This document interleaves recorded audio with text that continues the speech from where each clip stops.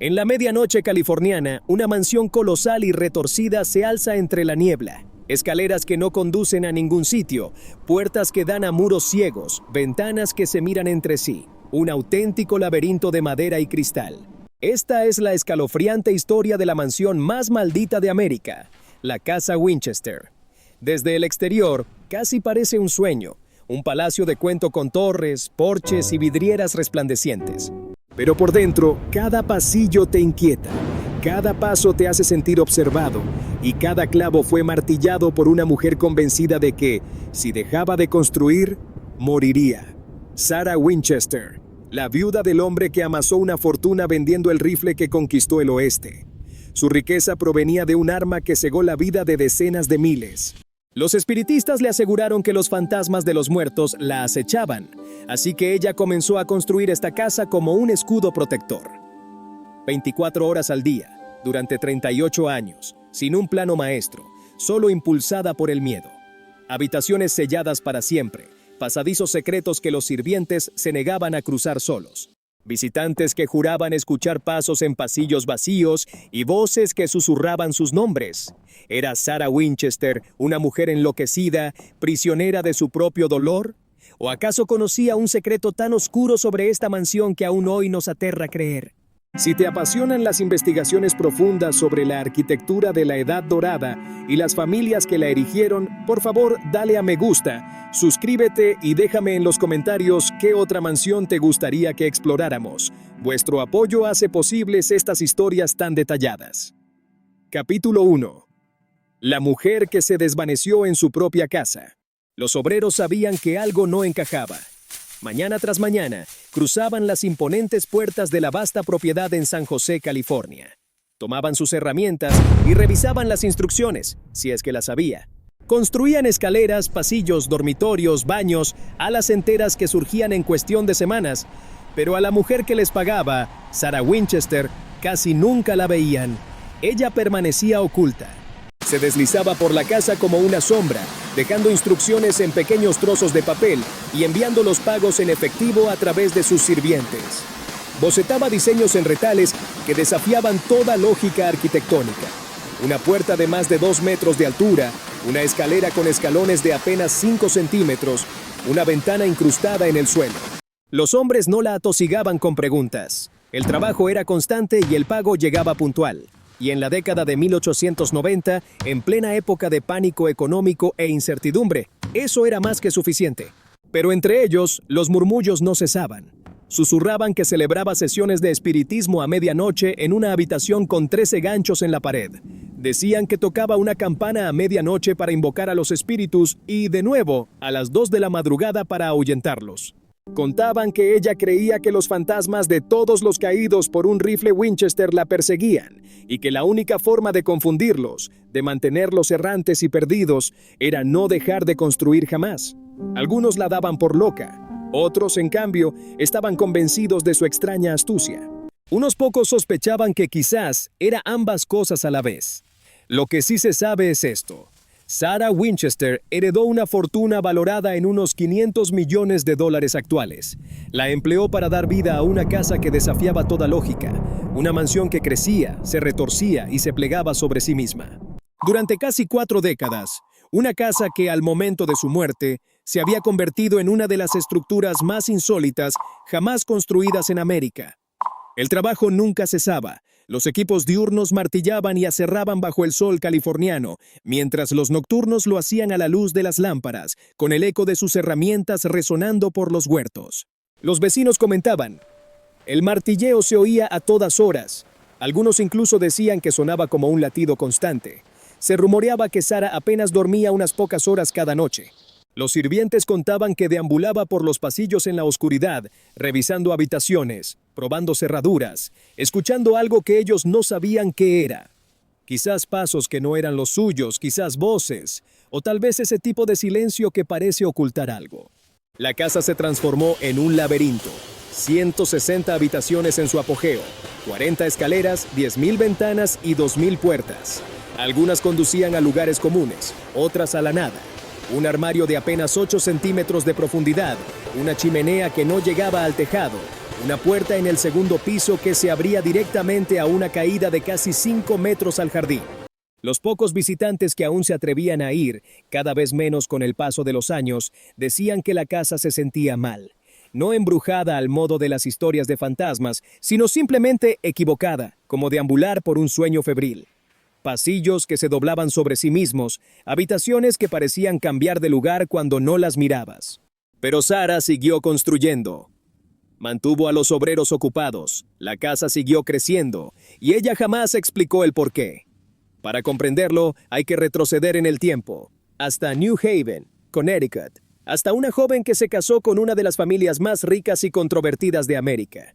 Volvamos al rifle que lo hizo todo posible. Volvamos al principio, capítulo 2. El rifle que forjó un imperio. El rifle Winchester, a primera vista, no parecía gran cosa. Un diseño sencillo de acción de palanca, culata de madera, cañón de metal. Un mecanismo que permitía recargar más rápido que cualquier arma anterior. Pero esa velocidad lo cambió todo.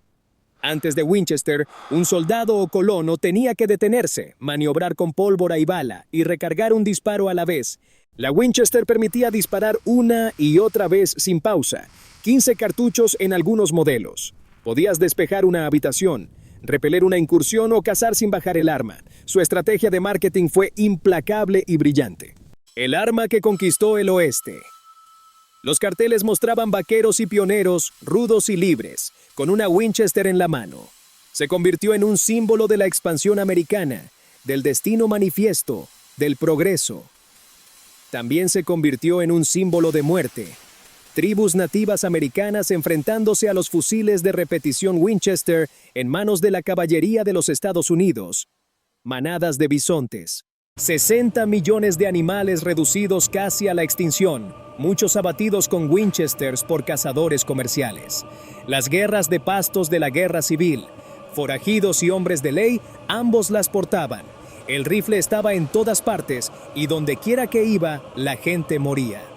La Winchester Repeating Arms Company hizo una fortuna. Para la década de 1860, Oliver Winchester Hinscott, el fundador de la compañía, era uno de los hombres más ricos de América. Su hijo, William Worth Winchester, heredó el negocio, y William se casó con Sarah Lockwood Pardee en 1862. Sarah tenía 23 años, era pequeña, apenas 5 pies de altura, con cabello oscuro y ojos serios. Provenía de una respetada familia de Connecticut. Era educada, fluida en varios idiomas y una pianista consumada. Sus amigos la describían como reflexiva, tímida y profundamente religiosa. Se casó con una riqueza que no podría haber imaginado. La mansión Winchester en New Haven era grandiosa, pero de buen gusto. Cenas y eventos benéficos eran el tipo de vida que se esperaba de una familia de nuevos ricos, tratando de demostrar que pertenecían a la alta sociedad. Sarah desempeñó su papel, la esposa tranquila y adecuada, la nuera digna. Pero había un peso en ello. El rifle nunca estaba lejos de la conversación. Cada vestido, cada candelabro, cada salario de sirviente, todo provenía de la misma fuente. Un arma, una herramienta diseñada para matar con la mayor eficiencia posible. Sarah nunca habló públicamente sobre cómo se sentía al respecto, pero las personas cercanas a ella decían que se sentía incómoda con ello. Se hacía preguntas, luchaba con la contradicción de vivir en la comodidad construida sobre la violencia. Entonces comenzaron los funerales. En 1866, Sarah dio a luz a una hija, Annie Pardee Winchester, una bebé sana, de ojos brillantes y pequeña como su madre. Sarah volcó todo en ella, todo su amor, toda su esperanza en un futuro que pudiera sentirse más ligero que el pasado. Annie vivió 6 semanas. Murió de marasmo, una enfermedad de desgaste probablemente causada por malnutrición o una incapacidad para digerir la leche. Los médicos no pudieron hacer nada. Sarah sostuvo a su hija mientras se apagaba. El dolor era absoluto. Sarah se recluyó. Dejó de asistir a eventos sociales y dejó de tocar el piano. Sus amigos decían que apenas habló durante meses. William intentó consolarla, pero la pérdida vivía entre ellos como una sombra. Nunca tuvieron otro hijo. 15 años después, en 1881, William contrajo tuberculosis. Se debilitó lentamente, tosiendo sangre, perdiendo peso, apagándose. En la misma grandiosa casa donde una vez habían celebrado cenas, Sara lo cuidó y lo vio morir. Tenía 43 años, viuda, sin hijos, y la única heredera de una fortuna construida sobre 50,000 muertes. Capítulo 3. La médium y el mensaje. Sara no podía dormir. Noche tras noche en la mansión de New Haven, permanecía despierta en habitaciones que se sentían demasiado grandes y vacías. El silencio la oprimía. Cada crujido del suelo sonaba a pasos, cada ráfaga de viento contra las ventanas se sentía como si alguien intentara entrar. Sus amigos se preocupaban, su familia intentaba ayudar, pero un dolor así no responde a la preocupación cortés ni a los consejos bien intencionados. Sara se estaba ahogando y buscaba cualquier cosa, lo que fuera, que pudiera explicar por qué Dios le había quitado todo. Aquí es donde el espiritismo entró en su vida. En la década de 1880, América estaba obsesionada con los muertos. Las sesiones de espiritismo llenaban los salones de todo el país. Las médiums afirmaban que podían cruzar el velo y traer voces, mensajes, pruebas de que la muerte no era el final. Era en parte consuelo, en parte espectáculo. Parte esperanza desesperada disfrazada de ritual para personas como Sara, educada, religiosa, pero destrozada por la pérdida. El espiritismo ofrecía algo que la iglesia no podía: la posibilidad de contacto, de respuestas, de escuchar la voz de su hija una vez más. Los detalles varían según la fuente. Algunos dicen que una amiga llevó a Sara a una médium en Boston. Otros insisten en que sucedió en New Haven. Algunas versiones afirman que Sara buscó a la médium ella misma, viajando en secreto, sin querer que su familia supiera hasta dónde la había llevado su dolor. En lo que la mayoría de las historias coinciden es en esto: la médium le dijo a Sara que estaba maldita, no por Dios, no por el destino, sino por los espíritus de todos los asesinados por los fusiles Winchester. Miles de ellos, decenas de miles. Nativos americanos, soldados, colonos, cazadores. Todos inquietos, todos enojados y todos atraídos por la familia que se benefició de sus muertes. Según se informa, la médium le dijo a Sara que los espíritus ya se habían llevado a su esposo e hija y la llevarían a ella también a menos que hiciera algo para apaciguarlos. Tuvo que mudarse al oeste, tan lejos de New Haven como le fuera posible. Compró una casa y se vio obligada a construir sin descanso, porque mientras la casa permaneciera inconclusa, los espíritus se confundirían, vagarían sin rumbo, distraídos, incapaces de hallarla. La médium advirtió: en cuanto la construcción se detuviera, Sara moriría. Cualquiera lo habría tachado de disparate, los delirios de un charlatán que se aprovechaba de una viuda en duelo. Pero Sara no lo hizo. Ella escuchó. Y tanto si creyó cada palabra, como si solo se aferró a una estructura que daba sentido a su dolor, el desenlace fue idéntico.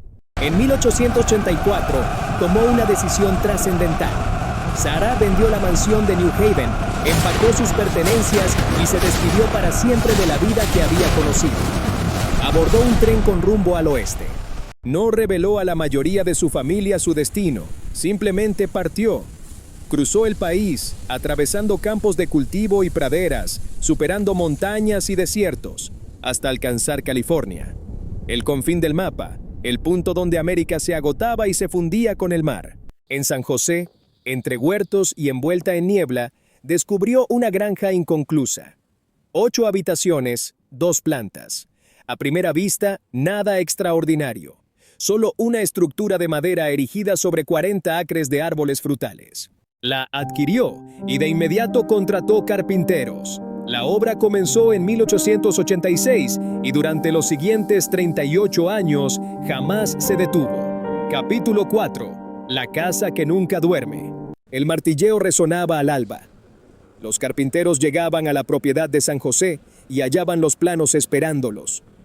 A veces eran bocetos en papel de estraza, otras, meras instrucciones verbales del capataz principal. Otras veces no había nada en absoluto, solo la orden de demoler lo que habían terminado el día anterior y empezar de nuevo, desde cero. Trabajaban hasta el ocaso y entonces llegaba el turno de noche. Aquello no era el funcionamiento habitual de una obra. La mayoría de los proyectos de construcción operaban solo con la luz del día. Los materiales eran caros, la mano de obra costosa. Trabajar de noche, a la luz de lámparas y velas, resultaba ineficiente y peligroso. Pero a Sara no le preocupaba la eficiencia, le obsesionaba la continuidad. La casa debía seguir expandiéndose día y noche sin tregua. Los obreros describían un ritmo de trabajo peculiar. Algunos días levantaban la estructura de un dormitorio completo, con ventanas y puerta. A la mañana siguiente, Sara decidía que la habitación debía estar en otro sitio. Lo desmantelaban tabla por tabla y lo reconstruían 20 pies a la izquierda. Otros días erigían una escalera que ascendía 7 peldaños, giraba en un rellano y se topaba de bruces con un techo. Preguntaban al capataz si aquello era un error. Él se encogía de hombros y respondía que esas eran las órdenes. Se instalaban puertas que daban a paredes ciegas. Se construían armarios de apenas 1 pulgada de profundidad, meramente decorativos, inútiles, como el atrezo de un escenario. Una chimenea se alzaba 4 pisos y se detenía justo antes del tejado, ventilando hacia el ático en lugar de al aire libre. Se instalaban ventanas a ras de suelo, que daban a otras habitaciones en vez de al exterior. Nada de aquello tenía lógica, pero los cheques de pago siempre se hacían efectivos. Y en una época donde el trabajo era incierto y los salarios a menudo se retrasaban o nunca se pagaban íntegramente, aquello importaba más que cualquier lógica. Sara pagaba en efectivo, semanalmente y con puntualidad. Además, ofrecía a los obreros comidas calientes, preparadas por su personal de cocina y llevadas hasta los andamios y mesas de trabajo. En la década de 1890, en medio de depresiones económicas que dejaban a las familias hambrientas y desesperadas, este empleo no era solo un trabajo, era un salvavidas. Los hombres permanecieron y siguieron construyendo. Sara, por su parte, se mantenía casi siempre oculta. Se movía por la casa a deshoras, inspeccionando el trabajo, dejando notas y alterando los planos. Los sirvientes contaban que rara vez dormía más de unas pocas horas. Pasaba gran parte de la noche deambulando sola por los pasillos, escuchando los crujidos de la casa. Un obrero, según se cuenta, la vislumbró una vez a través de una ventana. Una pequeña figura vestida de negro, inmóvil en una habitación inconclusa, observando las paredes como si leyera algo escrito allí que nadie más podía percibir. La casa se expandía. 8 habitaciones se transformaron en 20, luego en 40, con alas que se extendían en múltiples direcciones.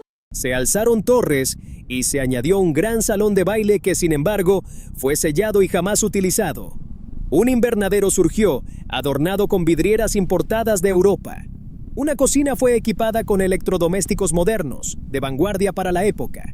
Pero las excentricidades se multiplicaban a mayor velocidad que las estancias convencionales. Una puerta en el segundo piso se abría directamente al vacío sobre el jardín, sin balcón ni escalera, solo una caída de 15 pies sobre un pavimento de ladrillo. Una diminuta escalera, con peldaños de apenas 2 pulgadas de altura, ascendía lentamente a lo largo de 44 escalones para salvar poco más de 9 pies. Pasillos laberínticos se retorcían sin fin, diseñados, al parecer, para desorientar a cualquiera que intentara cruzar la casa de un extremo a otro. Los periódicos locales comenzaron a prestarle atención. La llamaron la Casa Misteriosa de Winchester, la mansión donde la viuda mantenía a cuadrillas trabajando día y noche en un proyecto de construcción que carecía de sentido para cualquiera ajeno a sus muros. Los reporteros intentaron entrevistar a Sara, pero ella se negó. Se contrataron guardias para mantener a los intrusos fuera de la propiedad. Las puertas permanecieron cerradas y los huertos formaban una tranquila y frondosa pared entre la carretera y el creciente laberinto de torretas y tejados a 2 aguas.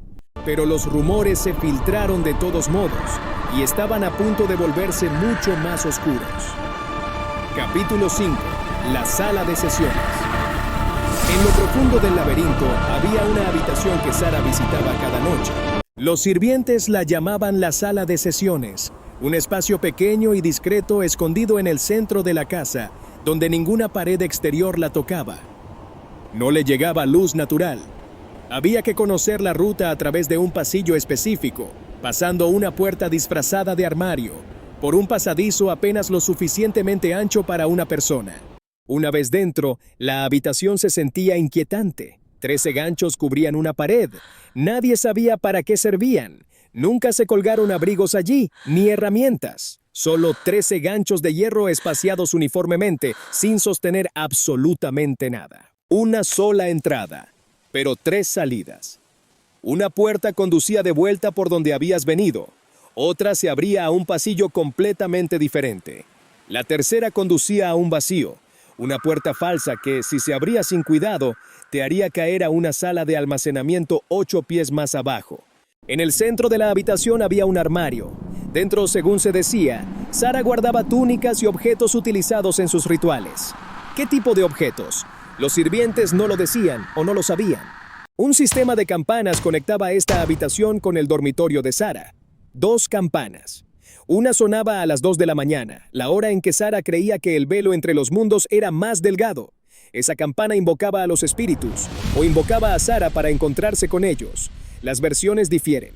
La segunda campana sonaba precisamente a las 2 de la mañana, de nuevo en algunas versiones de la historia, para ahuyentar a los espíritus. 13 campanadas, una por cada gancho en la pared. Los trabajadores que se quedaban hasta tarde afirmaban haber oído las campanas, haber oído pasos en los pasillos y después la voz de Sara, débil y amortiguada como si estuviera hablando con alguien en un idioma que no podían distinguir del todo. Pero nadie vio nunca lo que ocurría dentro de esa habitación. Sara nunca lo explicó, nunca confirmó ni negó las sesiones. Las únicas pistas provienen de sirvientes que trabajaron en la casa durante años, e incluso ellos ofrecían fragmentos, no hechos. Una ama de llaves, según se dice, comentó: Sara pasaba horas sola en la sala de sesiones, a veces sentada en completa oscuridad, a veces encendiendo velas que ardían con colores extraños. Otro dijo: Sara recibía instrucciones durante estas sesiones, planos arquitectónicos, indicaciones para la siguiente fase de construcción, advertencias sobre qué habitaciones evitar. Si Sara realmente creía que se comunicaba con los muertos, o si la sala de sesiones era simplemente un lugar donde podía retirarse y llorar en privado, no lo sabemos. Lo que sí sabemos es esto: la habitación era real, todavía existe, y los turistas pueden visitarla hoy. Aunque los ganchos ya no están, y el sistema de campanas ha sido desconectado hace mucho tiempo, sabemos que la casa seguía cambiando basándose en las decisiones que Sara tomaba por la noche. Las habitaciones que se terminaban una semana se sellaban la siguiente. A las enteras que tardaron meses en construirse se cerraban de repente, con las puertas clavadas. Los muebles eran retirados como si algo hubiera ocurrido allí que Sara quería olvidar o contener. Los trabajadores aprendieron a no preguntar por qué. Aprendieron a seguir los nuevos planos, incluso cuando estos parecían contradecir todo lo que se les había dicho el día anterior. Esto se debía a que la alternativa era perder el trabajo, y nadie quería perder este trabajo. La casa crecía más rápido. Ahora, 40 habitaciones se convirtieron en 60, 60 en 80. La estructura se extendía por la propiedad como un ser vivo, engullendo los huertos y proyectando largas sombras. Y en el centro de todo, cada noche a las 2 de la mañana, una campana sonaba en la oscuridad. Capítulo 6. La arquitectura de la confusión. Si hubieras entrado en la casa Winchester en 1900, no habrías avanzado ni 10 pies antes de perderte. La puerta principal. Cuando Sara se dignaba a usar una puerta principal, se abría a un pasillo que se dividía inmediatamente en 3 direcciones. Cada camino parecía idéntico. El mismo papel tapiz, la misma iluminación, los mismos suelos de madera que crujían bajo tu peso. Elige la dirección equivocada y te encontrarías caminando en círculos. Literalmente, algunos pasillos daban vueltas sobre sí mismos, diseñados para que cualquiera que los siguiera terminara exactamente donde empezó, convencidos de haber viajado mucho más lejos. Otros pasillos terminaban abruptamente en un callejón sin salida. Girarías una esquina esperando otro pasaje y, en cambio, te encontrarías con una pared en blanco, sin puerta, sin ventana, solo papel tapiz y silencio. Las escaleras eran peores. Una subía 44 escalones para ascender solo 9 pies, cada escalón de apenas 2 pulgadas de alto, tan poco profundo que apenas levantabas el pie. Se dice que Sara la construyó así debido a su artritis. La suave inclinación era más fácil para sus articulaciones que una escalera normal, pero para los visitantes no familiarizados con la casa, se sentía surrealista, como subir para siempre sin llegar a ninguna parte. Otra escalera subía 7 escalones. Giró en un rellano y se topó de bruces con el techo. Ni rastro de ático, ni puerta secreta. Solo madera y yeso. Los obreros lo habían levantado y luego se detuvieron. aguardando órdenes que, curiosamente, nunca llegaron. La escalera permaneció. Las puertas, en cambio, estaban por doquier. 2000, según inventarios posteriores. Algunas daban a habitaciones corrientes, otras a paredes y unas cuantas, sorpresa, a otras puertas. Girabas el picaporte, empujabas y te hallabas de bruces con el reverso de otra puerta a escasos centímetros, sellada a cal y canto. Una puerta en el segundo piso se abría al vacío, una caída libre de 15 pies directamente al jardín, sobre un pavimento de ladrillo. Sin barandilla, sin aviso, solo un umbral y el abismo. ¿Por qué construir una puerta así? Algunos susurran que era una trampa para los espíritus. Perseguirían a Sara por la casa, irrumpirían por esa puerta y ¡zas!, caerían al vacío. Otros, en cambio, afirman que fue un simple error, una entrada pensada para un balcón que jamás se construyó.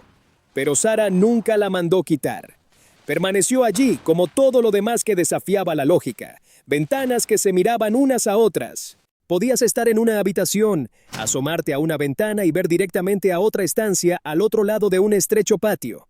Sin privacidad, sin vista al mundo exterior, solo cristal mirándose a sí mismo. Algunas ventanas, incluso, estaban instaladas a ras de suelo. Entrabas en una habitación y casi tropezabas con un panel de cristal incrustado a ras de las tablas del suelo, que ofrecía una vista insólita, hacia el sótano o hacia las vigas, según el piso. El salón de baile era quizás el espacio más enigmático, grandioso y hermoso, con suelos de parqué y vidrieras valoradas en miles de dólares.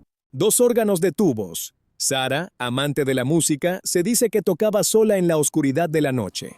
Un espacio para 100 invitados, pero Sara jamás celebró un baile, jamás invitó a nadie. La estancia fue construida, amueblada y luego simplemente abandonada. Los sirvientes contaban que a veces, a altas horas de la noche, la veían pasear por ella, deslizando sus dedos por las paredes, pero nunca tocaba los órganos si había alguien más en la casa. Las vidrieras del salón de baile, por cierto, lucían intrincadas telarañas.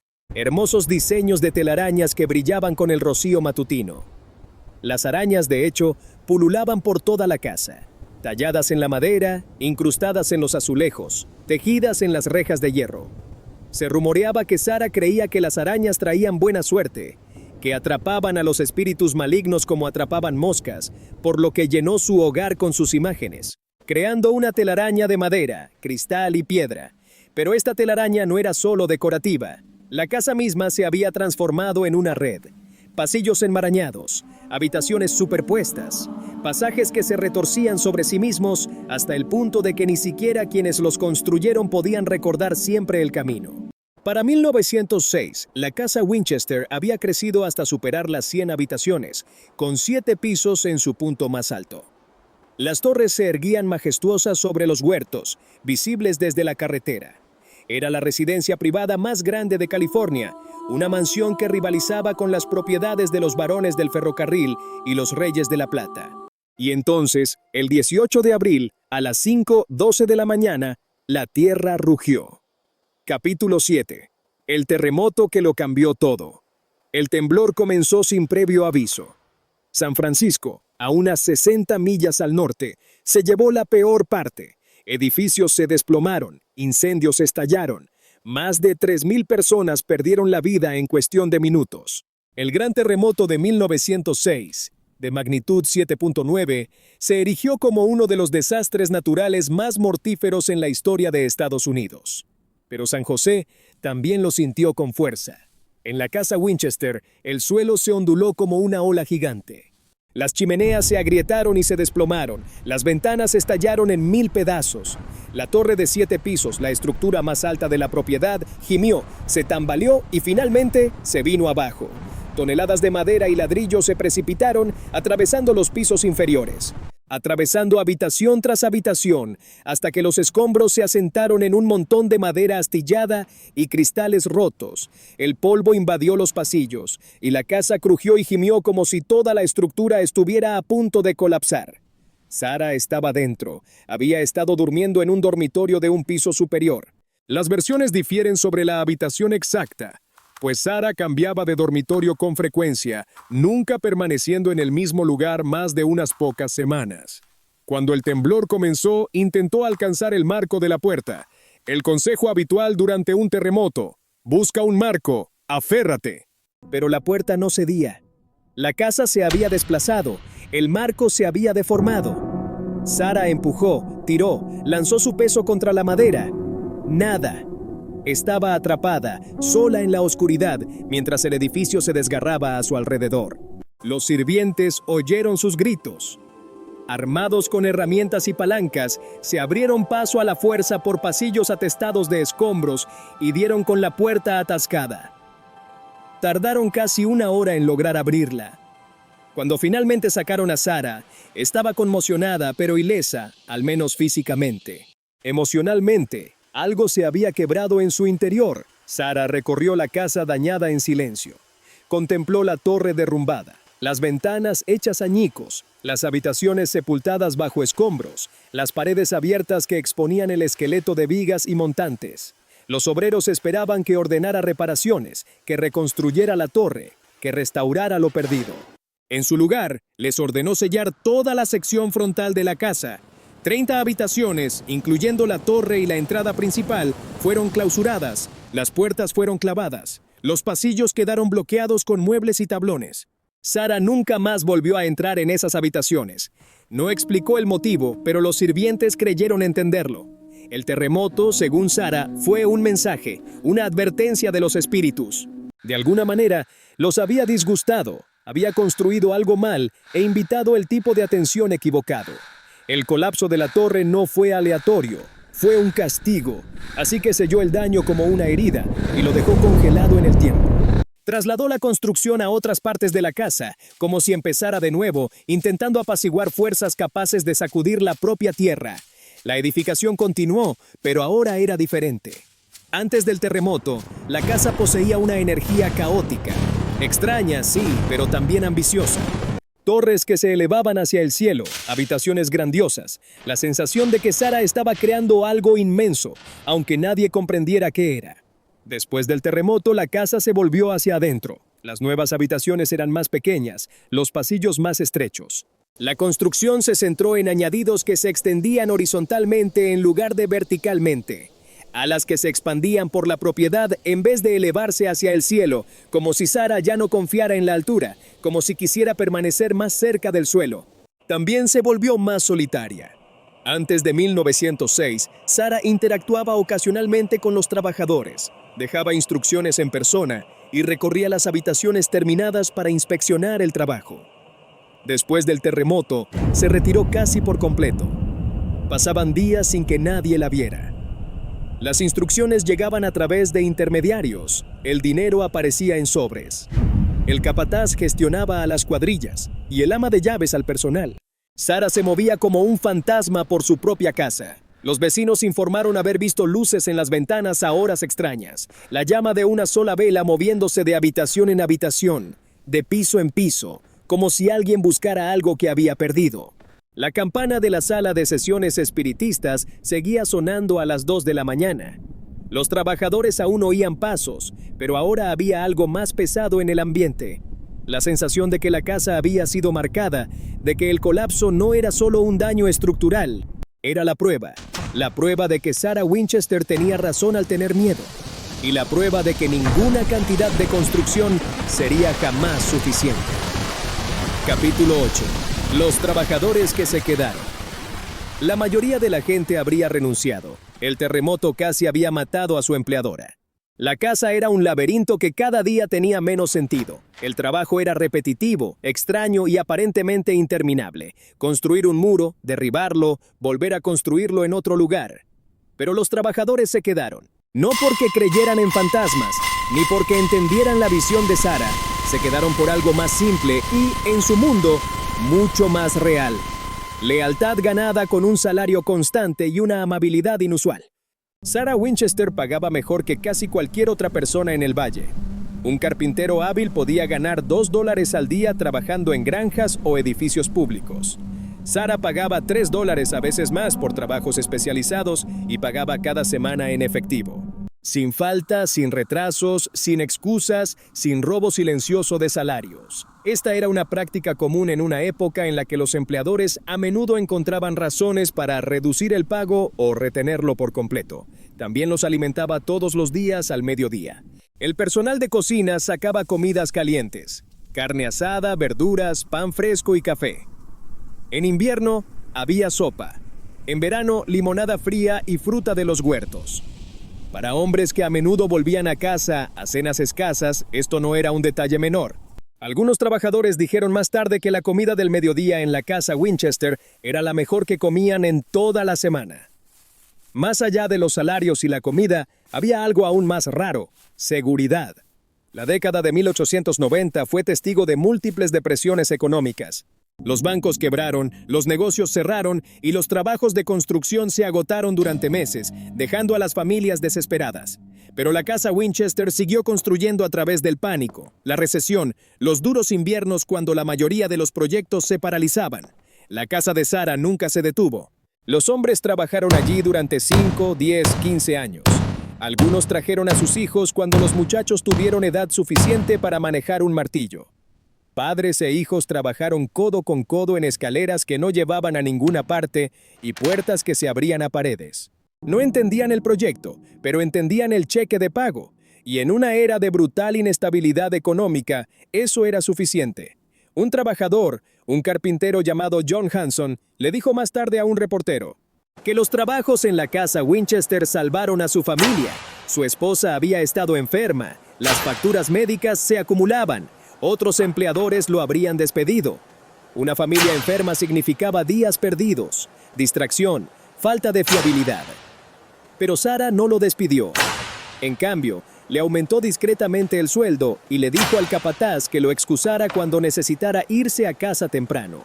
No long explanations required, just a simple acknowledgement that life was hard and people needed room to deal with it. Hanson worked on the house for 18 years. Stories like his were common. A laborer whose child needed surgery, Sarah paid for it. A plasterer who broke his arm and could not work for 2 months, Sarah kept him on salary anyway. An elderly maintenance man who could barely climb ladders anymore, Sarah gave him lighter duties instead of pushing him out. This was not charity staged for the public.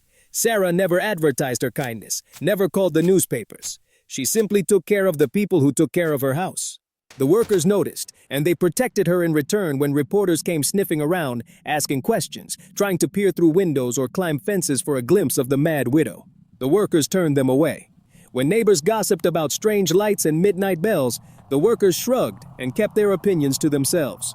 They built her maze, they followed her impossible instructions, and they kept her secrets. Some of them likely thought she was eccentric, maybe even unwell, but she was their eccentric, the unwell employer, and she treated them better than anyone else ever had. So when Sarah asked them to build a staircase that went nowhere, they built it. When she asked them to install a door in the floor, they installed it. And when she asked them to seal off 30 rooms and never speak of what they had seen inside, they sealed the rooms and stayed silent.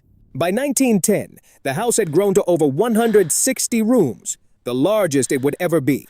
A sprawling, impossible structure that employed dozens of people and baffled everyone who saw it. But for the men who built it, the Winchester house was not a mystery. It was a job, a good one. And in a world that offered so few of those, that was enough. Chapter 9. The widow the world wanted to see. The newspapers could not resist her. By 1910, Sarah Winchester had become exactly the kind of story that sold papers. A reclusive widow, a vast fortune, a house that made no sense, and best of all, rumors of ghosts, curses, and midnight rituals. The San Francisco Call ran the first major story. Mystery House of Santa Clara Valley, the headline read. The article described a mansion built by a woman who fears the spirits of those killed by her family's rifles. It mentioned sealed rooms, endless construction, and workers who spoke in whispers about bells that rang at 2 in the morning. The story spread. Other papers picked it up, embellished it, and added details that may or may not have been true. One claimed Sarah wore a veil at all times and never let servants see her face. Another said she ate dinner at a table set for 13 with 12 empty chairs. For the ghosts she believed joined her. A third reported that she had spent over $5 million on the house, a staggering sum roughly equivalent to $150 million today, and had no intention of ever finishing. Sarah never responded, never issued corrections, never gave interviews. Her silence made it worse or better, depending on your perspective. The lack of denial let the stories grow wilder. Each retelling added new layers. The seance room became a chamber of horrors. The staircase to nowhere became proof of madness. The construction itself became evidence of a woman trapped in delusion, building frantically to outrun death. The public ate it up. This was the Gilded Age. Sliding into the Progressive Era, America was obsessed with the very rich and the very strange. Industrialists building mansions, eccentrics doing inexplicable things with their fortunes, and here was Sarah Winchester. A woman with more money than some small countries, spending it all on a house that seemed designed to confuse and disturb. She became a caricature, the mad widow, the ghost lady. The woman who talked to the dead, but the caricature was not accurate. Yes, Sarah was reclusive. Yes, she believed in spiritualism, but so did millions of Americans, including well-respected scientists, authors, and political leaders. Seances were common. Mediums were mainstream. The idea that the dead could communicate was not fringe. It was fashionable. And yes, the house was strange.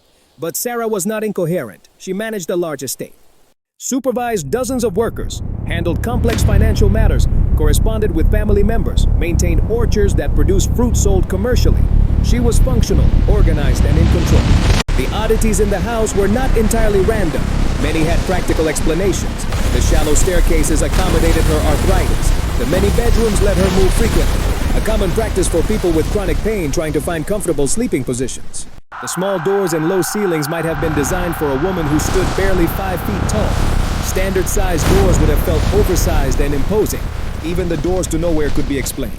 Construction plans changed, additions were made. Old doorways became obsolete, but were left in place rather than patched over. It was not necessarily madness, it was the messy reality of building continuously for decades without a single fixed master plan. But newspapers did not want practical explanations. They wanted mystery, fear, a story that confirmed what people already believed, that too much money, too much grief, and too much time alone would drive anyone insane. So that is the story they told. Sarah Winchester, the paper said, was a woman haunted. Not metaphorically, literally haunted by the ghosts of thousands, building a house to trap them, losing her mind one room at a time. The truth was quieter and sadder. Sarah was a widow who had lost her only child and her husband within 15 years. She had inherited a fortune tied to violence she had not personally committed but benefited from every day. She had moved across the country to escape the weight of that inheritance and had found a project strange, yes, but also purposeful that gave structure to her grief. She kept people employed. She built something massive and strange and entirely her own, and she did it while the world watched from a distance, judged her motives, and turned her into a living ghost story. By 1915, Sarah was in her 70s. The construction had slowed, not stopped, never stopped, but slowed. The house had reached its peak size, 160 rooms, a sprawling monument to something the world would never fully understand. And Sarah, tired and aging, still walked the halls alone at night. Chapter 10. The Last Rooms. Sarah's hand shook now when she held a pen. Her arthritis had worsened. The same condition that had shaped the house.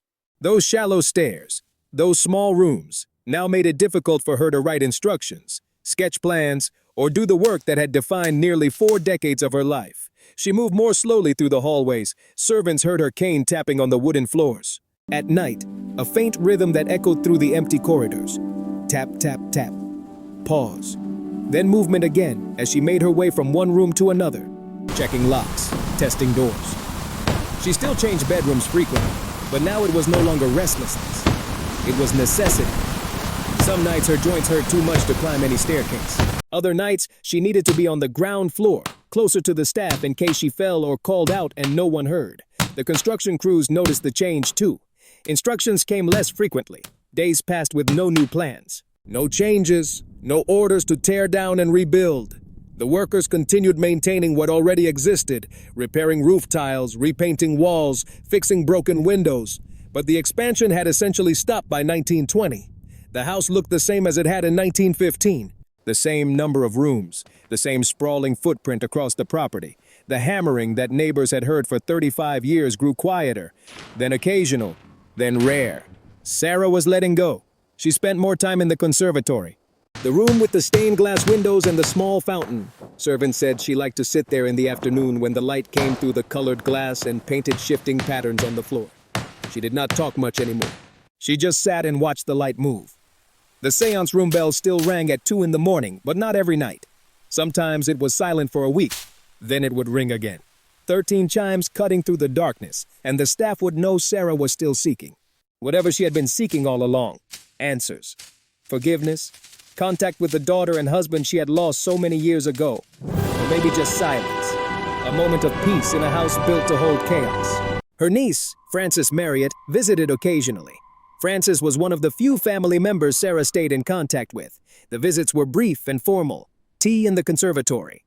Polite conversation. Sarah never showed Frances the whole house, never walked her through the maze, never explained the rooms or the reasons. She simply offered tea and small talk, then retreated when she grew tired. Frances later said Sarah seemed smaller each visit. Not just physically, though age and illness had reduced her to a frail bird-like figure, but smaller in presence, as if the house had grown so large it had absorbed her, and all that remained was an echo. Moving through its halls in early September 1922, Sarah moved her bedroom one last time. She chose a small room on the ground floor. Simple, plain walls, a single window facing the gardens, nothing strange, no hidden doors or trap passages. Just a quiet space where an old woman could rest. She asked the staff to bring her bed, a chair and a small table. Nothing else. After decades of filling the house with furniture, objects, and architectural oddities, Sarah's final room was almost empty on the night of September 4th. She went to bed as usual. The servants checked on her before they retired. She was awake, sitting up, looking out the window at the moonlit orchard. She died in her sleep sometime before dawn. No bells rang, no earthquake shook the house, no supernatural sign marked the moment.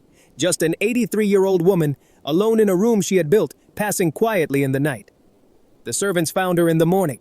They notified Francis, the foreman, told the workers. By afternoon, the news had spread through San Jose. Sarah Winchester was dead, and for the first time in 38 years, the Winchester house was absolutely silent. No hammering, no sawing, no footsteps in the halls. The construction was finished, not because the house was complete. It would never be complete. But because the only person who understood what it was supposed to be or why it needed to exist at all was gone. Chapter 11, What the Heirs Found. Frances Marriott stood in the front hallway and stared. She had visited her aunt dozens of times over the years, but Sarah had always controlled those visits. Tea in the conservatory, a walk through the gardens, never a tour, never an explanation, and certainly never access to the whole house. Now Sarah was gone, and Frances, as executor of the estate, she had to inventory everything. She brought a team. Lawyers, accountants, appraisers, men with clipboards and tape measures whose job was to catalog the contents and determine the value of the property. They got lost immediately. The hallways twisted, doors LED to unexpected places, staircases appeared where they should not exist. One appraiser opened what looked like a closet and found himself staring at a 40-foot drop into the basement. Another spent 20 minutes trying to find his way back to the entrance and ended up on the third floor instead. Francis hired a local carpenter who had worked on the house to serve as a guide. Even he struggled. Rooms he had built 15 years earlier had been walled off or reconfigured. Hallways he remembered had been sealed. The house had changed so much, so often, that no one, not even the men who had constructed it, could navigate it reliably. The inventory took weeks. 160 rooms, some fully furnished, others completely empty. A few sealed with furniture still inside, untouched since the earthquake of 196, 40 staircases. 10,000 windows. The team eventually stopped counting and estimated 2,000 doors, 47 fireplaces, 17 chimneys, many of them non-functional, stopping short of the roof, or venting into enclosed spaces. The numbers were staggering, but the contents were even stranger. In one room, they found dozens of identical sets of fine china, still in boxes, never used. In another, hundreds of bottles of expensive wine covered in dust.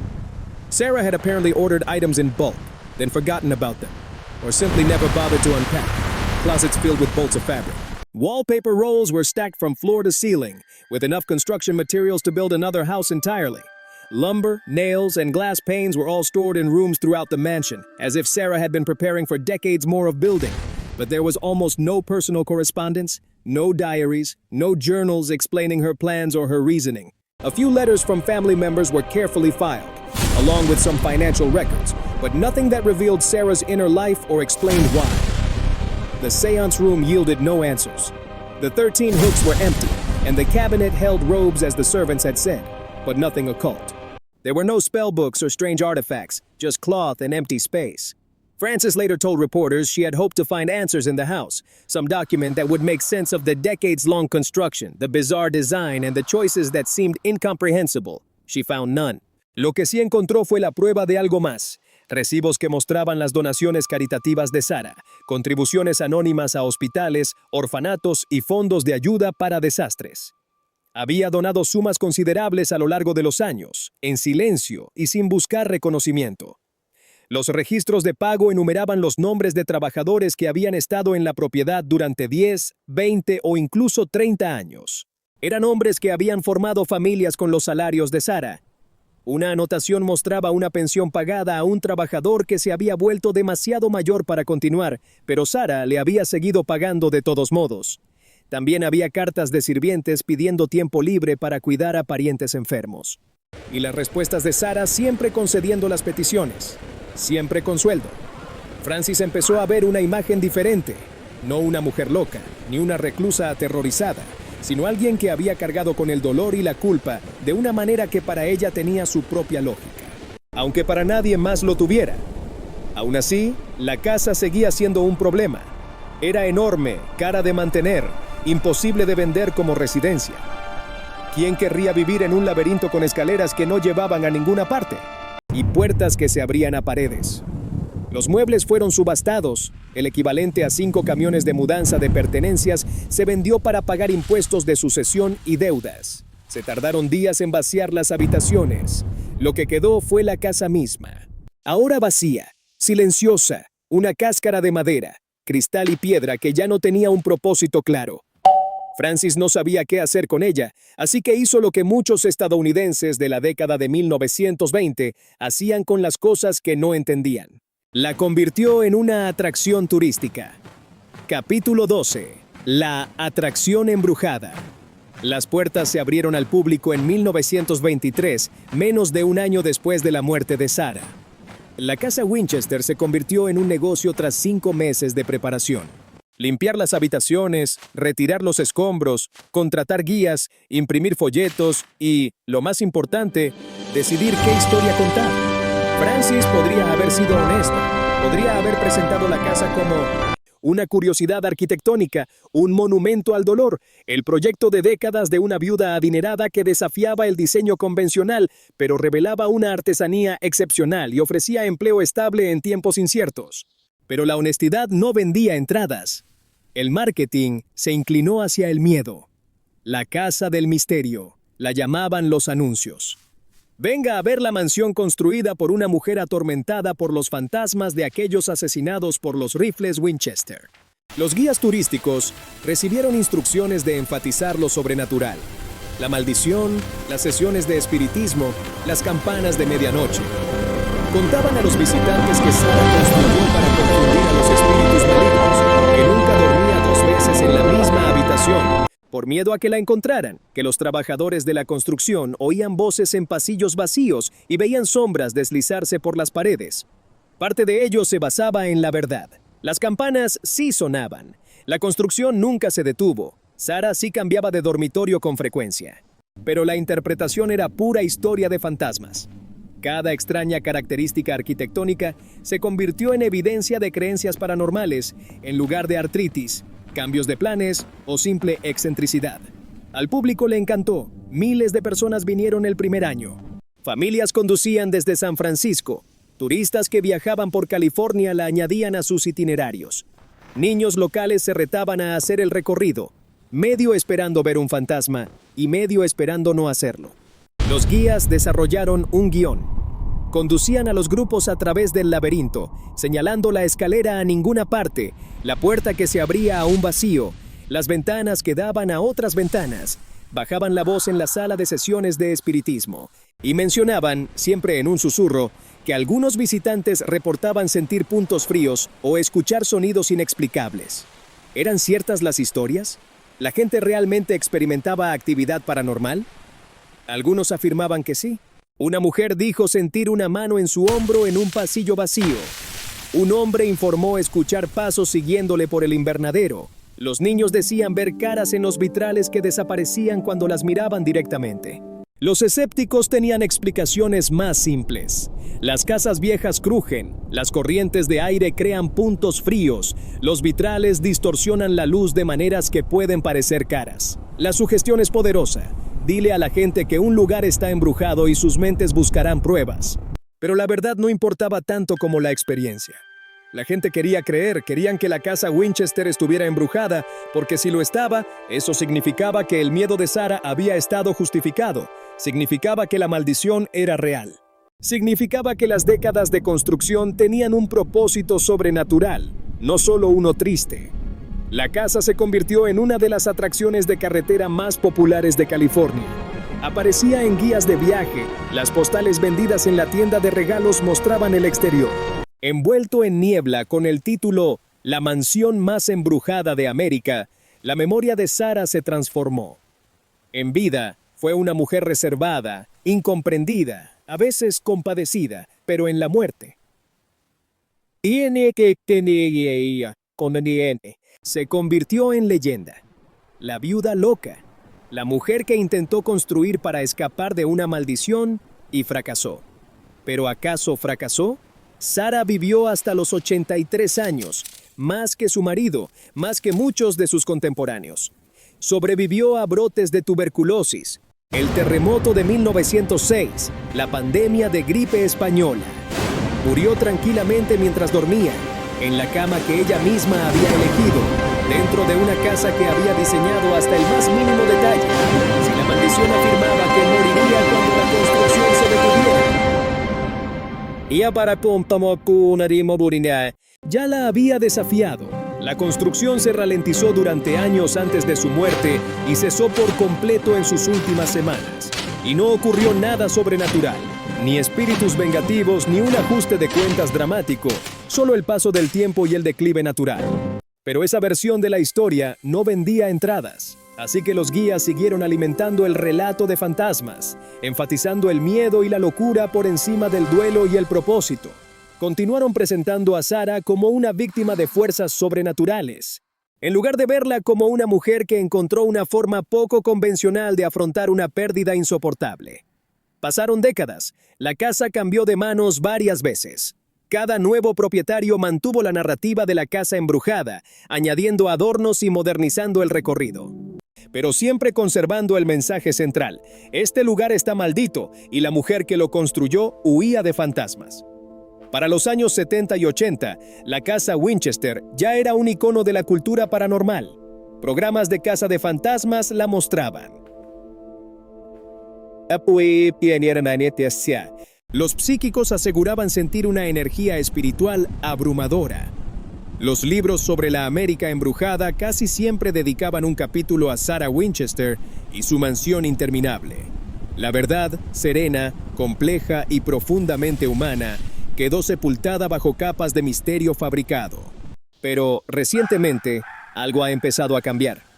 Los historiadores comenzaron a analizar más de cerca la vida de Sarah, su labor caritativa, el trato a sus empleados, las razones prácticas detrás de esas supuestas decisiones de diseño sobrenaturales. Una nueva historia comenzó a emerger, una que no borra la extrañeza, sino que la reinterpreta.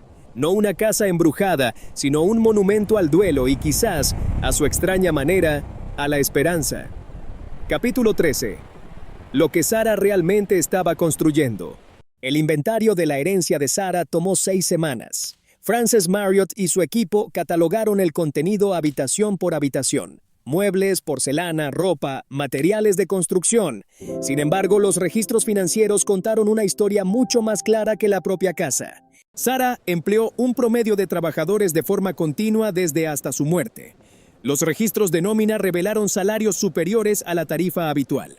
Un carpintero que ganaba $1 al día en otro lugar. En la propiedad Winchester ganaba 3. Los artesanos cualificados incluso más. Los libros de contabilidad también registraban contribuciones caritativas, donaciones anónimas a hospitales de San José, dinero enviado a orfanatos, fondos de ayuda para víctimas de terremotos e incendios. Las sumas eran considerables, miles de dólares al año, lo que hoy equivaldría a cientos de miles. Los gastos médicos aparecían con frecuencia, no solo para Sara, sino para sus trabajadores. Un pago a un médico por tratar la mano lesionada de un carpintero. Otro cubría la cirugía del hijo de un obrero.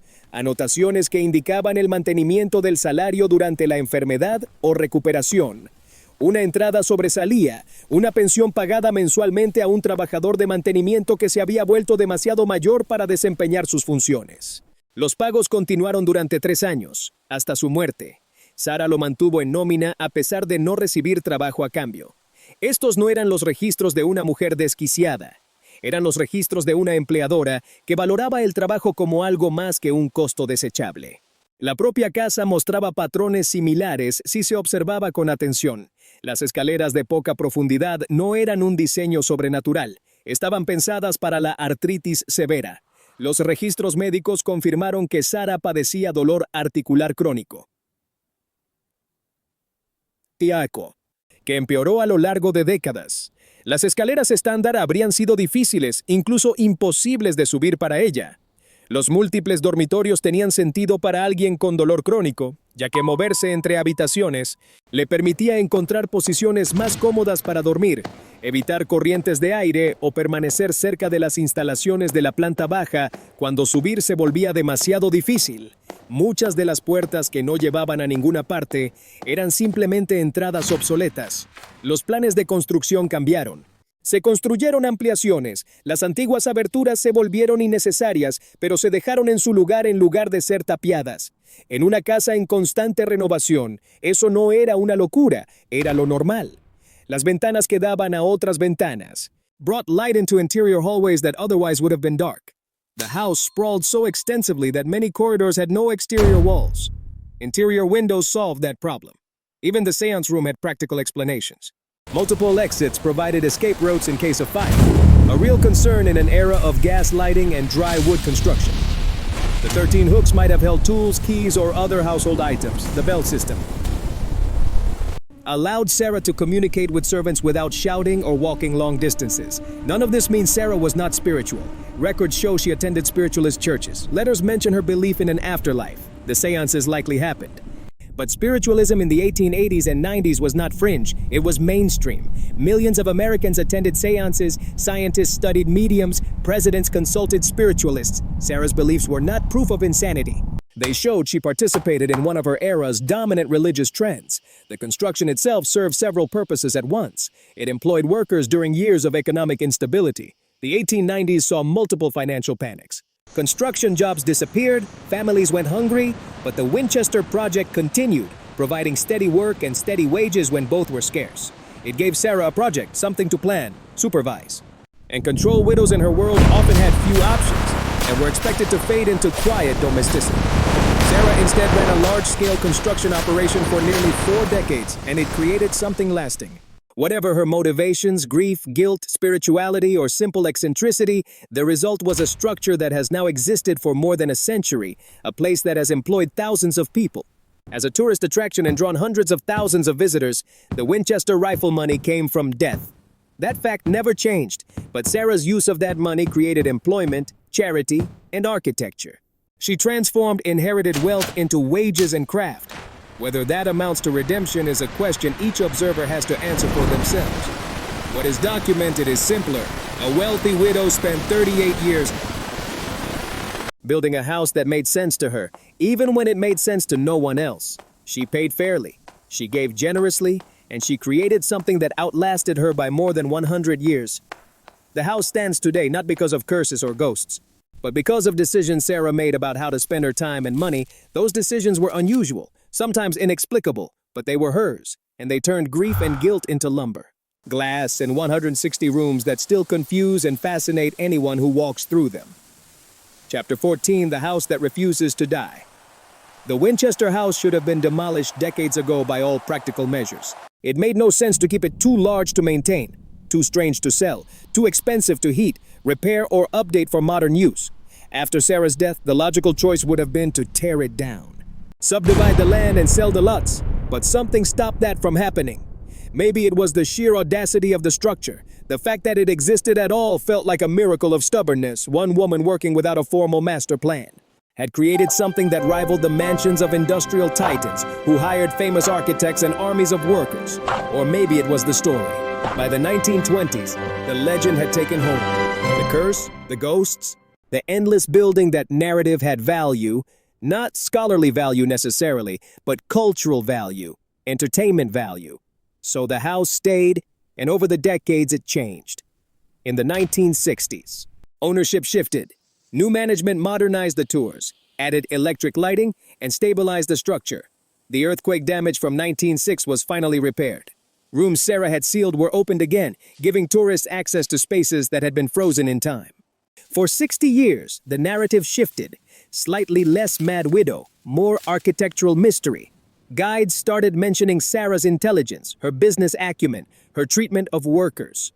The ghost stories remained, but they were balanced with facts. By the 1980s and 90s, paranormal investigators began to arrive with equipment.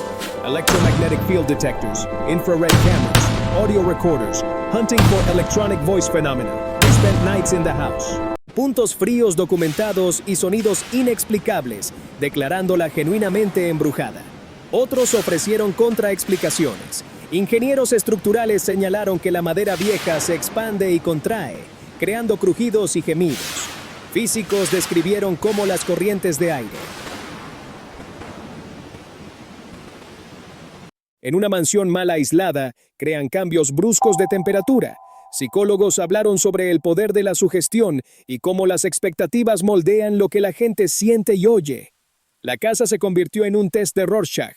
La gente veía lo que quería ver. Los creyentes encontraron pruebas de espíritus, los escépticos encontraron pruebas de física, los historiadores encontraron pruebas de dolor, los arquitectos encontraron pruebas de cómo el diseño acomodaba el sufrimiento. Probablemente, todos tenían razón a su manera. En 2016 se estrenó una película, Winchester, protagonizada por Helen Mirren como Sarah. Se inclinó fuertemente hacia el terror, con sustos repentinos, apariciones fantasmales y Sarah como una medium torturada luchando contra fuerzas malignas.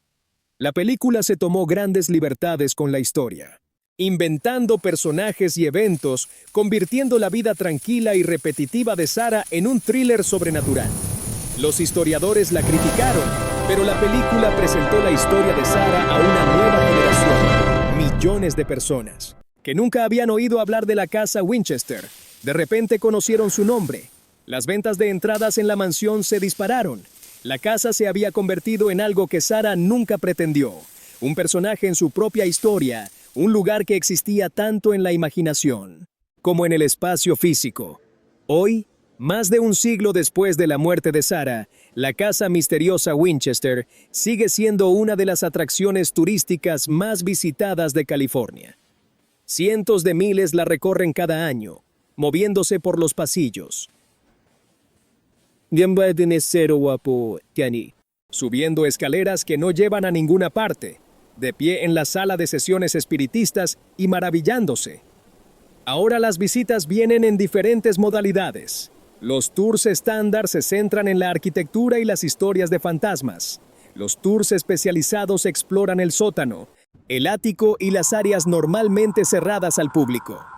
Los tours detrás de escena muestran la ingeniería estructural, el trabajo de restauración, el esfuerzo constante requerido para mantener en pie una mansión de 140 años. Hay tours con linternas por la noche para quienes desean la experiencia embrujada completa, caminando por pasillos oscuros con solo un estrecho haz de luz, oyendo cada crujido y gemido, sintiendo cada corriente de aire.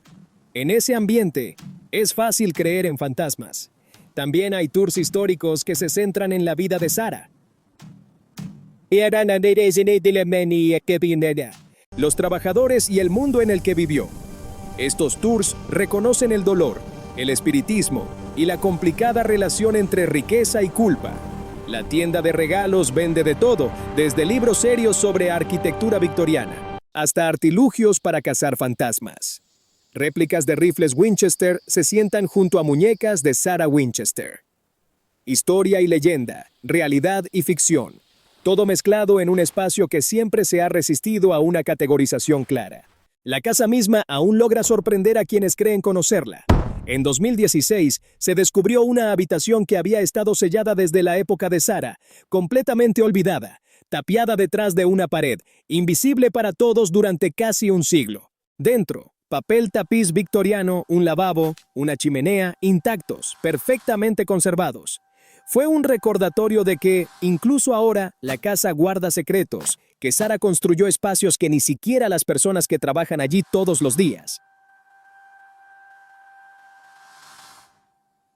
han logrado mapear por completo. Más habitaciones podrían seguir ocultas, más pasajes sellados, más decisiones que Sarah tomó y que nadie ha descubierto o comprendido. La casa Winchester se niega a ser completamente conocida, se niega a ser simple, se niega a morir, al igual que la mujer que la construyó. Capítulo 15. El legado en madera y cristal. La casa Winchester aparece en más de 50 libros sobre la América embrujada. Investigadores paranormales han filmado docenas de episodios de televisión dentro de sus muros. Podcasts diseccionan la leyenda de la maldición. YouTubers desglosan el plano y persiguen puntos fríos con cámaras infrarrojas. La mansión se ha convertido en un referente cultural, citada, analizada y reinterpretada por cada nueva generación, pero la forma en que la gente la interpreta sigue cambiando. En los años 20 y 30, Sarah fue retratada como una mujer loca. Los periódicos se apoyaron fuertemente en la locura y la obsesión, la viuda llevada al delirio por el dolor y la culpa.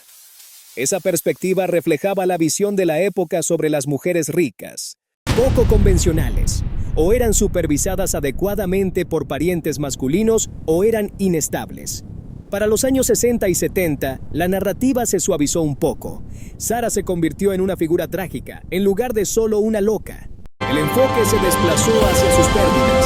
El hijo muerto, el marido muerto, el peso de la fortuna del rifle. Todavía se la retrataba como mentalmente enferma, pero ahora con una capa de simpatía. Los años 80 trajeron el auge de lo paranormal.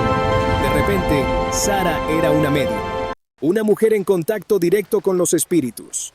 La casa se convirtió menos en un símbolo de enfermedad mental y más en una prueba física de lo sobrenatural. Los creyentes señalaban la arquitectura como prueba de que las fuerzas espirituales estaban literalmente integradas en las paredes. En las últimas décadas, la historia ha cambiado de nuevo. Historiadores y académicas feministas comenzaron a examinar la vida de Sarah en detalle. Descubrieron a una mujer que gestionaba finanzas complejas, supervisaba grandes proyectos de construcción y mantuvo operaciones comerciales funcionando durante casi 4 décadas. Registros de nóminas, contratos y correspondencia muestran organización y coherencia, no el caos que uno esperaría de la caricaturesca viuda loca. Las interpretaciones más recientes aún reconocen su dolor y su espiritualismo, pero también reconocen la autonomía de Sarah. Tomó decisiones inusuales, pero deliberadas. La casa no fue solo una construcción aleatoria, de una mente confusa.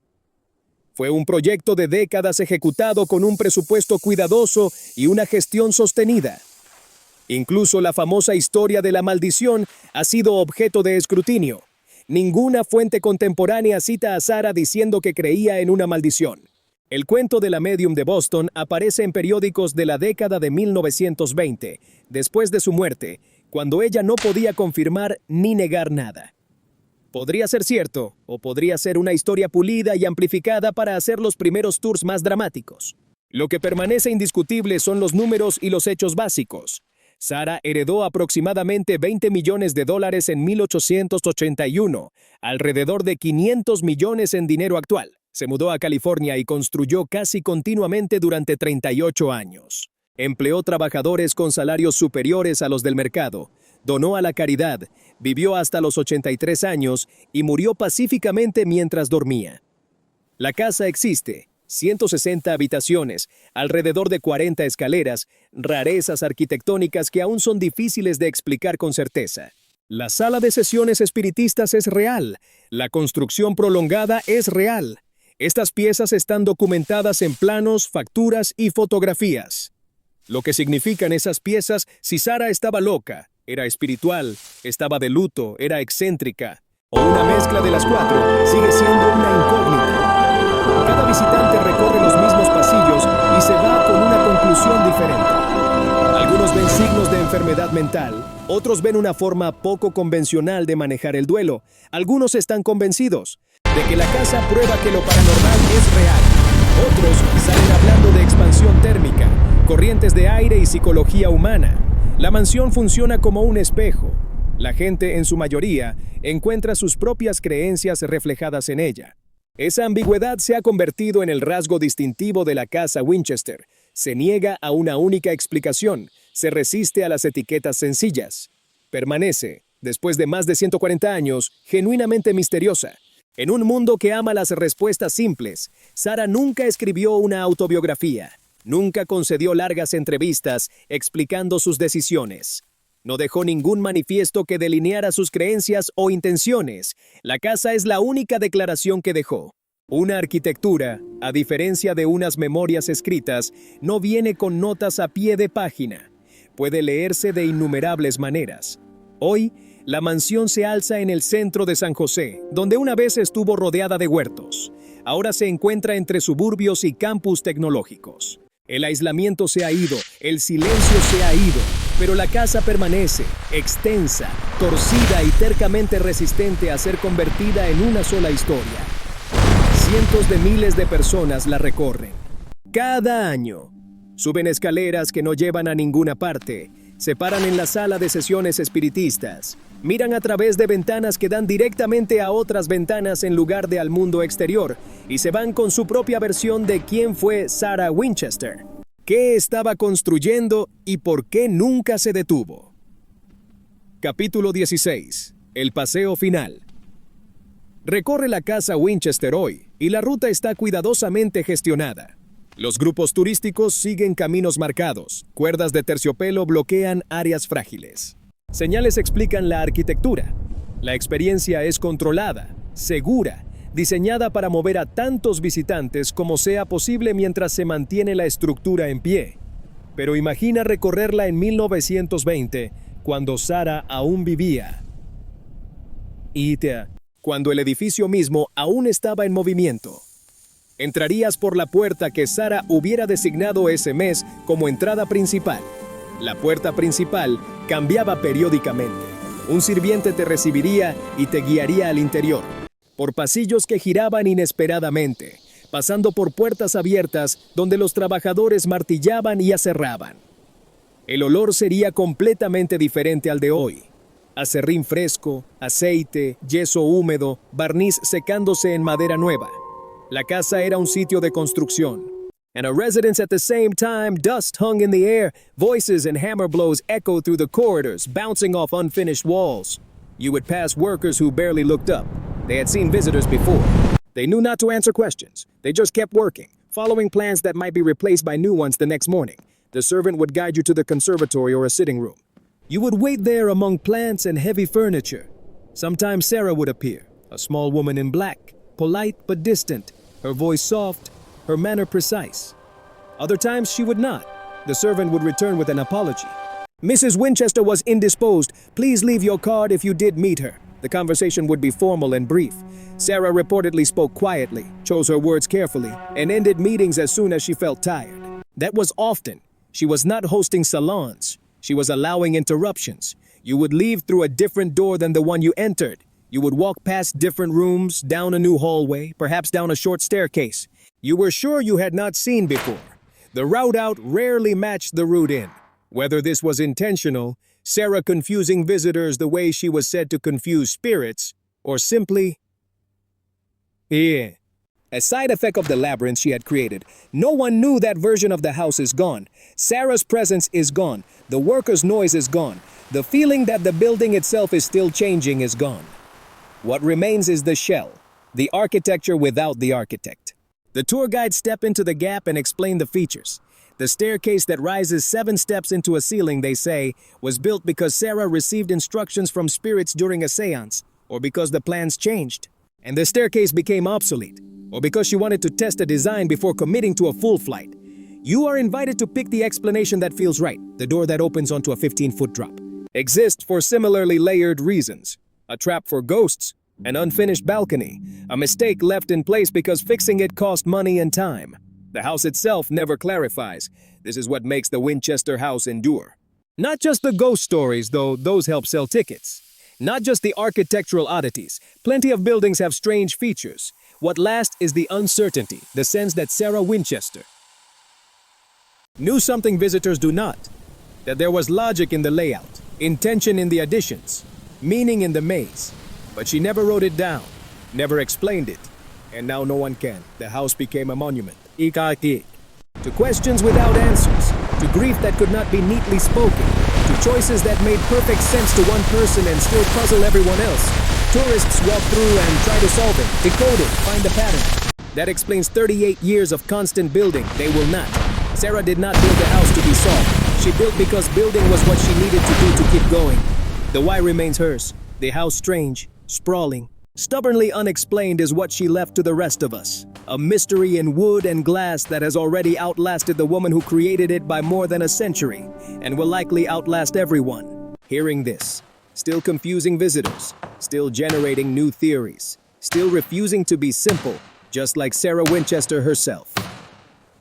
Chapter 17. Otro, the house. At night, the lights go off at the Winchester house. Around midnight, the last tour groups filter out. Staff lock the doors, set the alarms, and drive away. The mansion sits alone in the dark, outlined by the orange glow of San Jose street lights and the distant hum of highway traffic. This is when the place feels closest to what it was in Sarah's time. Empty hallways, silence broken only by creaking wood and shifting foundations. No tour guides, no laughing groups, no audio guides. Just the sounds the house makes on its own as the temperature drops and the materials contract. Security cameras watch the rooms, motion sensors guard the main corridors. The technology is modern, but the building is old. Sensors trip with no obvious cause. Cameras catch drifting shadows that might be nothing or might just be dust and drafts sliding through the frame. The staff has stories. A guard who heard footsteps on the second floor. Cuando todas las puertas estaban cerradas, un operario de mantenimiento encontró una ventana abierta que la noche anterior había estado con el pestillo puesto. Pequeños detalles, cada uno fácil de achacar a herrajes viejos, madera combada o una memoria cansada. Pero las historias se acumulan y suenan mucho a lo que los trabajadores contaban en la década de 1890. Pasos en pasillos vacíos, puertas que no se quedan cerradas, la sensación de alguien, justo fuera de tu vista, moviéndose de habitación en habitación, siempre un paso por delante.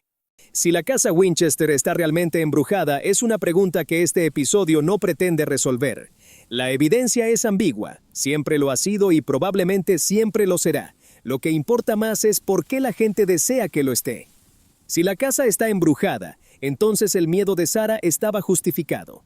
La construcción incesante tenía un propósito. La maldición era real, y ella pasó 38 años combatiéndola de la única forma que conocía. ¿Y si la casa no está embrujada? ¿Y si es solo madera, cristal y la física de una estructura que envejece?